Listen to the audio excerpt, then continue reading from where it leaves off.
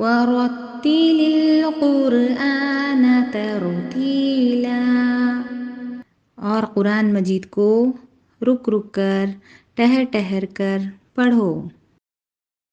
السلام علیکم ورحمۃ اللہ وبرکاتہ۔ الحمد للہ رب العالمین، والصلاة والسلام علی سید الانبیاء والمرسلین وعلی آلہ وصحبہ اجمعین، اما بعد، فاعوذ باللہ من الشیطان الرجیم، بسم اللہ الرحمن الرحیم۔ یا ایہا الذین آمنوا قوا انفسکم واہلیکم نارا وقودها الناس والحجارہ۔ عزیز سامعات، میں نے ابھی آپ کے سامنے سورہ تحریم آیت نمبر 6 پڑھی ہے۔ اس مناسبت سے میری تقریر کا عنوان ہے اسلام میں تربیت کا مقام۔ عزیز سامعات، اسلام نے تربیت کا ایک اہم مقام ہے، اور اسلام نے تربیت کی بڑی فضیلت بیان کی ہے، اور والدین کو اس بات کی بڑی تاکید کی ہے کہ وہ اپنی اولاد کی صحیح تربیت کے ذریعے اپنے لیے جنت کا سامان تیار کریں۔ جیسا کہ میں نے ابھی آپ کے سامنے آیت پڑھی، تو اللہ تعالیٰ قرآن مجید میں فرماتا ہے، اے ایمان والوں، اپنے آپ کو اور اپنی اولاد کو جہنم کی آگ سے بچاؤ، جس کا ایندھن انسان اور پتھر ہیں۔ عزیز سامعات، یہ امر بالکل واضح ہے کہ جس طرح کھیتی کرنے والا کاٹتا ہے اور اپنی محنت کا پھل پاتا ہے، اسی طرح انسان جب اپنی اولاد کی صحیح تربیت کرتا ہے تو اس کا فائدہ سب سے پہلے اور سب سے زیادہ اسی کو حاصل ہوتا ہے۔ یہ فائدہ دنیا و آخرت ہر دو جہاں میں ہوتا ہے۔ دنیا میں اس کا فائدہ اس طرح ہوگا کہ نیک و صالح والدین کی دعاؤں سے یا اللہ رب العالمین کی خصوصی رحمت کی وجہ سے اللہ رب العالمین ان کی اولاد کو دنیاوی آفات و مصائب سے محفوظ رکھے گا۔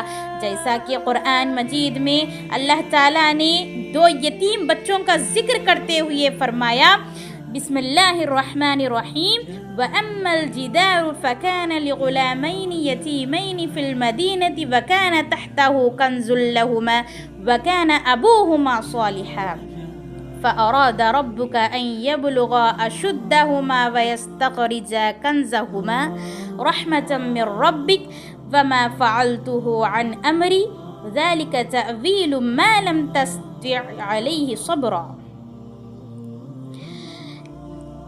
دیوار کا قصہ یہ ہے کہ اس شہر میں 2 یتیم بچے ہیں جن کا خزانہ ان کی اس دیوار کے نیچے دفن ہے۔ ان کا باپ بڑا نیک شخص تھا، تو تمہارے رب کی چاہت تھی کہ یہ دونوں یتیم اپنی جوانی کی عمر میں آ کر پہنچے، اپنا یہ خزانہ تمہارے رب کی مہربانی اور رحمت سے نکال لیں۔ میں نے اپنی رائے سے کوئی کام نہیں کیا۔ یہ تھی اصل حقیقت ان واقعات کی جن پر آپ سے صبر نہ ہو سکا۔ جیسا کہ علامہ ابن کثیر رحمہ اللہ نے لکھا ہے کہ اس آیت میں اس بات کی دلیل ہے کہ نیک و صالح شخص کی آل و اولاد کی حفاظت کی جاتی ہے، اور ان کی عبادت کی برکت اور ان کی شفاعت و سفارش کی وجہ سے انہیں دنیا و آخرت میں فائدہ پہنچتا ہے، اور انہیں جنت میں درجات کی بلندی عطا کی جاتی ہے تاکہ اس سے ان کی آنکھیں ٹھنڈی ہو سکیں۔ بعض اہل علم نے لکھا ہے کہ 7ویں پشت میں ان کا ایک باپ نیک و صالح شخص گزرا تھا، جس کی برکت کی وجہ سے اللہ نے ان کے خزانے کی حفاظت کی۔ آج ہر شخص چاہتا ہے کہ اپنی اولاد کے لیے زیادہ سے زیادہ جائیداد بنا کر دنیا سے جائے تاکہ اس کی اولاد کو اس کے بعد کوئی پریشانی نہ آئے۔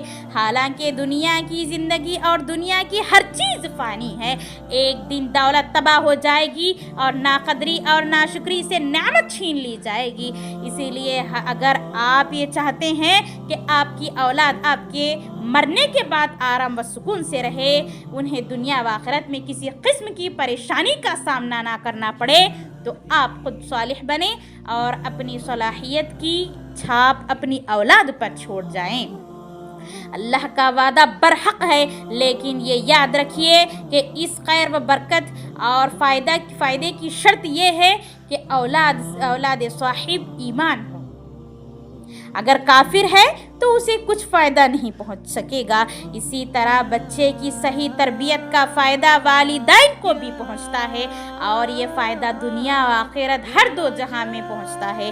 دنیا میں صلہ رحمی، حسن سلوک، حقوق کی ادائیگی اس کے عظیم مظاہر ہیں، جبکہ آخرت میں اس کے درجات کی بلندی نصیب ہوتی ہے، جیسا کہ ابو ہریرہ رضی اللہ عنہ سے مروی ہے کہ نبی کریم صلی اللہ علیہ وسلم نے فرمایا، جنت میں آدمی کا درجہ بلند کر دیا جاتا ہے تو وہ پوچھتا ہے، اے اللہ، درجات کی بلندی مجھے کس وجہ سے ملی؟